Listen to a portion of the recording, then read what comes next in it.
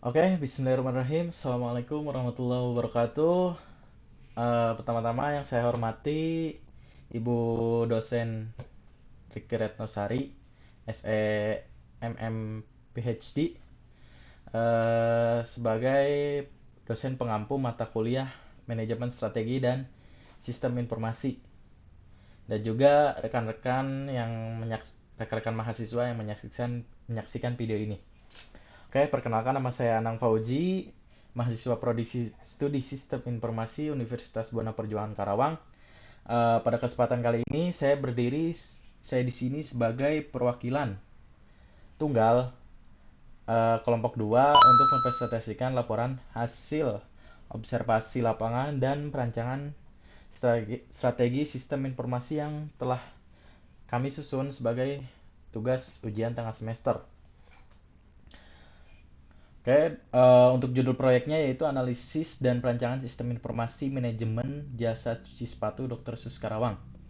Untuk anggotanya sendiri, satu Anang Fauji, saya sendiri, yang kedua yaitu Yogi Stroyogi, yang ketiga Syaira Lima, Nafisa, yang keempat Adida Eka Wulandari, yang kelima Fikri Firjatullah Hidayat, yang keenam Ceria Monalisa.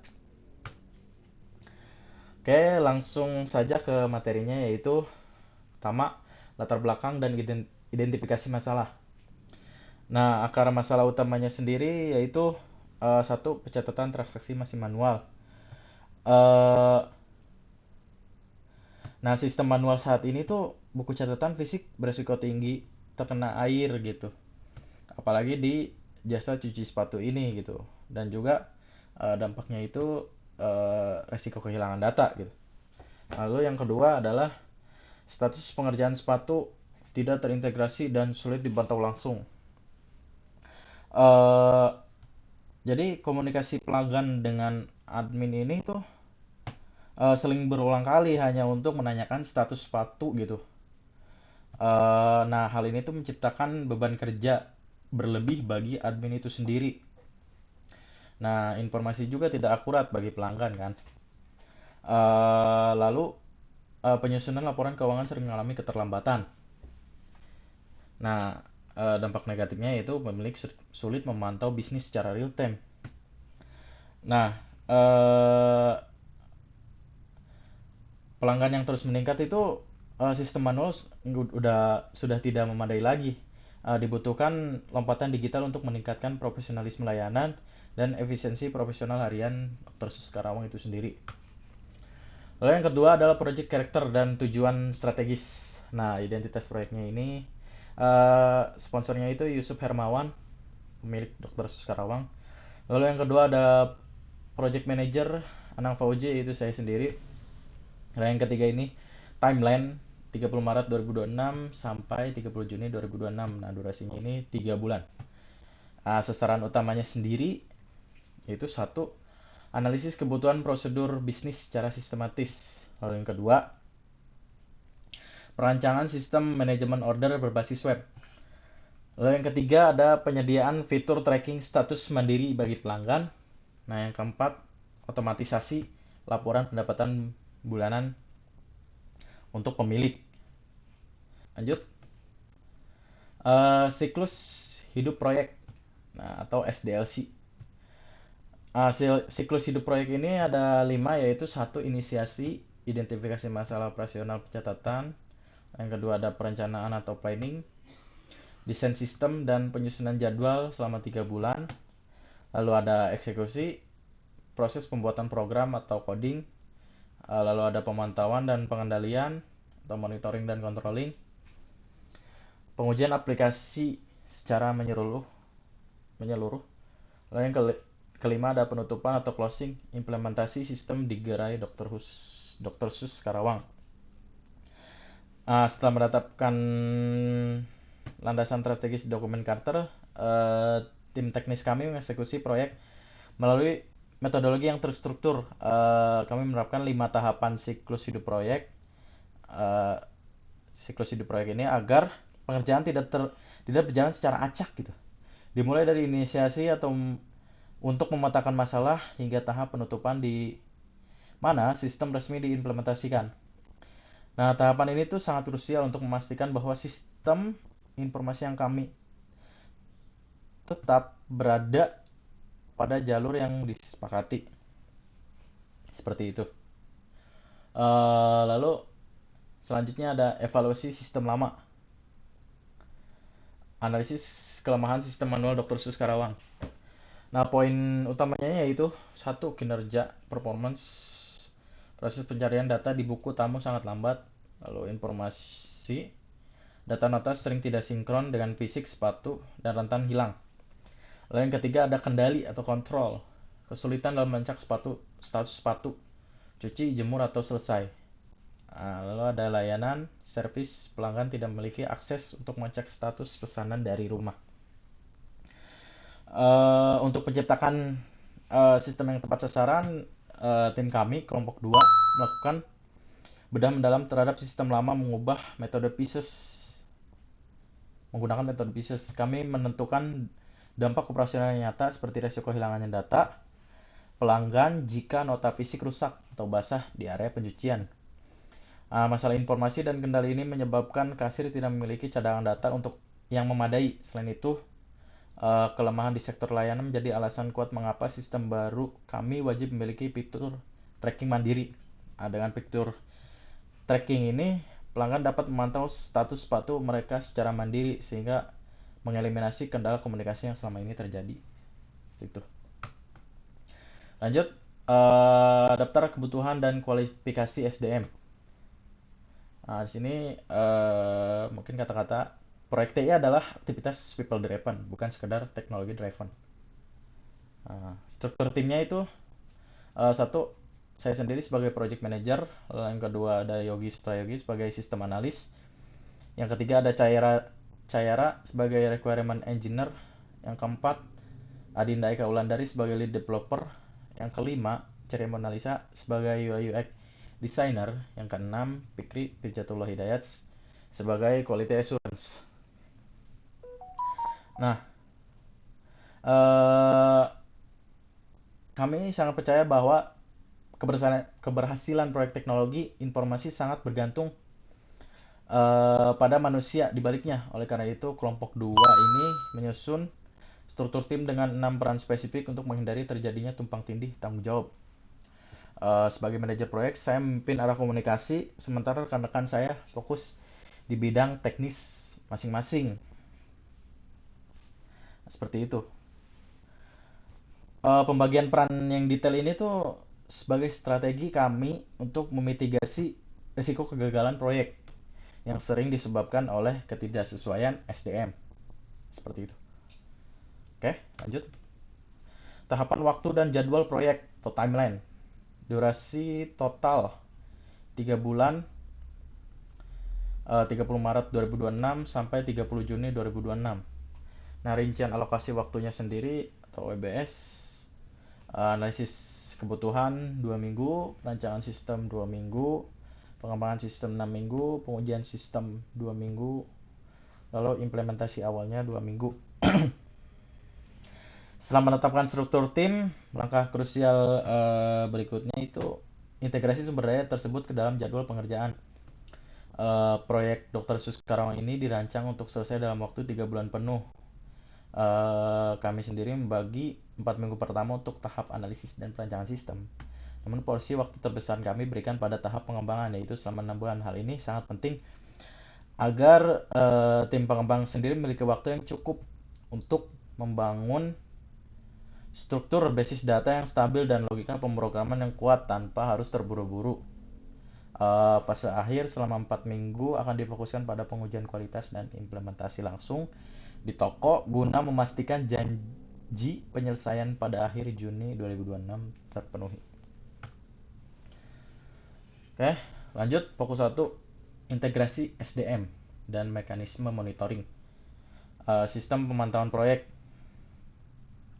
Sini ada rapat koordinasi mingguan, paparan kerja digital atau Kanban, kode review dan validasi kualitas secara rutin. Nah, tujuan utamanya sendiri memastikan setiap progres teknis berjalan sesuai dengan rencana, analisis, dan jadwal yang telah ditetapkan. Nah, untuk menjamin jadwal pengerjaan yang ketat tadi tetap terjaga, kami menerapkan mekanisme pemantauan yang sistematis dengan menggunakan papan kerja digital di mana setiap tugas besar dipecah menjadi tiket-tiket kecil yang dipantau setiap hari. Setiap akhir pekan, tim mengadakan rapat koordinasi untuk mengevaluasi progres mingguan. Nah, monitoring ini bukan sekedar mengejar tenggat waktu, melainkan memastikan integrasi antar anggota tim berjalan mulus agar sebagai manajer proyek, eh, saya meman- saya memantau apakah desain antarmuka sudah siap sebelum tim pengembang mulai melakukan pengkodean. Jika ditemukan hambatan teknis, intervensi segera dilakukan untuk mencari solusi agar tidak mengganggu deadline akhir proyek itu sendiri. Lalu selanjutnya ada peran teknis dan kualitas output pengembangan. Fokus pengembangannya yaitu transformasi desain IRD dan UML menjadi aplikasi berbasis web, pembuatan modul point of sale, kasir sederhana, dashboard admin untuk manajemen status cuci. Lalu metode pengendalian mutunya yaitu black box testing sebelum sistem dirilis ya. Oke. Selanjutnya pemetaan stakeholder dan tantangan koordinasi. Nah, aktor utamanya yaitu owner, kasir, staf cuci, dan pelanggan. Poin tantangannya sendiri ada perbedaan kebutuhan antar divisi, dua ego sektoral dalam prioritas fitur, lalu resiko penolakan sistem baru. Nah, eh, dalam pengembangan sistem, proyek melibatkan 4 pihak ya, utama yang memiliki kebutuhan yang berbeda-beda di lapangan. Kasir membutuhkan kecepatan saat melayani pelanggan di depan. Staf cuci membutuhkan kemudahan untuk memperbarui status pengerjaan sepatu. Sementara pemilik usaha menginginkan laporan keuangan yang sangat akurat. Tantangan terbesar yang kami hadapi adalah menyatukan ego sektoral ini. Karyawan yang sudah terbiasa dengan metode manual seringkali merasa terancam oleh kehadiran teknologi baru. Oleh karena itu, kami harus memastikan koordinasi berjalan tanpa hambatan agar sistem dapat diterima dengan baik oleh semua pihak. Oke, lanjut. Fokus 2, strategi resolusi konflik dan penyelarasan.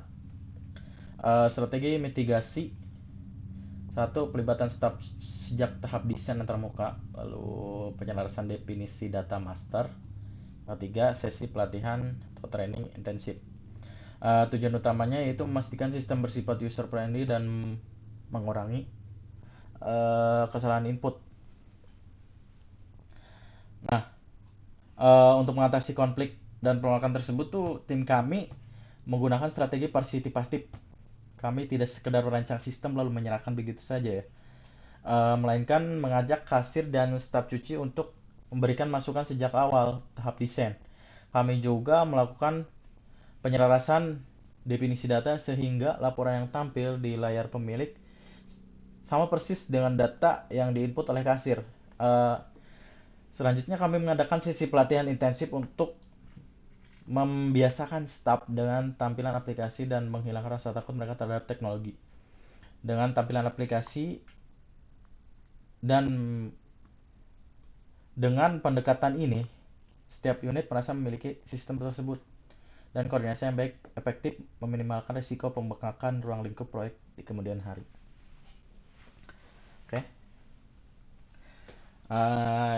Ini karena kita sudah masuk tahap perancangan ya, kita akan menunjukkan sedikit